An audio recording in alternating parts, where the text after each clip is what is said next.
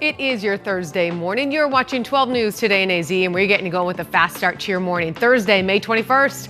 Here's what you need to know to start off your day. We begin with a possible shooting investigation. This is happening at an apartment complex in Phoenix.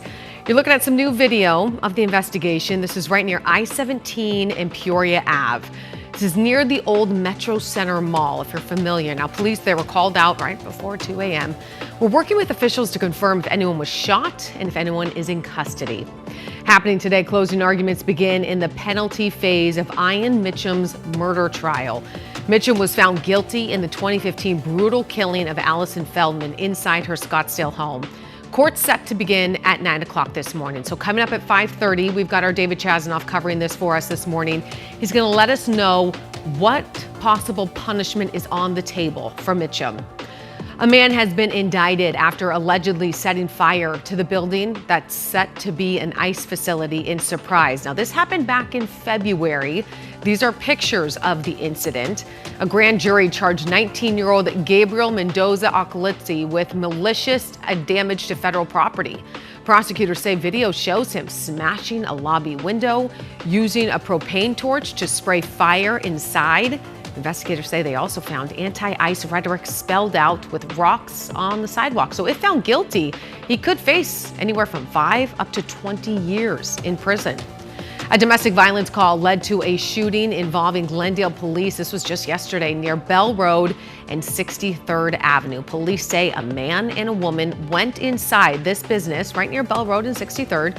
The woman trying to buy a gun, but the manager noticed a large cut on her hand and then saw her mouth the words, "Call 911. The manager called police. They found the couple arguing when they got there. Officers tried to separate them, but the man grabbed the woman, pulled a knife from his waistband. That's when officers shot him. Police believe the man and woman were romantically involved. No officers were hurt here.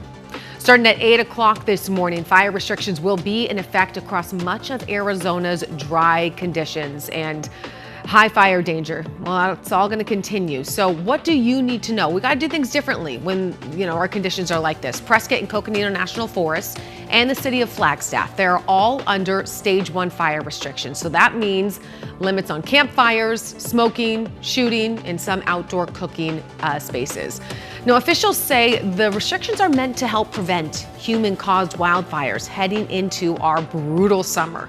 Violations could bring fines of up to $5,000 or even jail time. Ginger, this is something we have to take so seriously. Indeed. About the only good news I can bring you is we don't have a lot of wind in the works today, and our heat is manageable. Look at the East Coast, though. Remember a couple days ago I was talking about how places like Virginia up to Portland, Maine were warmer than here in the desert. Their numbers now going down 40 degrees. Just some wild weather whiplash. I'd say the biggest concern across the nation is some violent storms expected today in Texas. Meantime, we're going to stay the course until Monday. I'll explain what that means coming up. Troy, hey, it's Thursday. It is Thursday, Friday Eve as some might call it, but we are unfortunately taking a look at a crash over in the West Valley. This is pretty close to Bullard Ave, where it is clogging up one of the lanes. So it's hard to tell if this is really a crash or some sort of construction work that is going on right now, but this is the only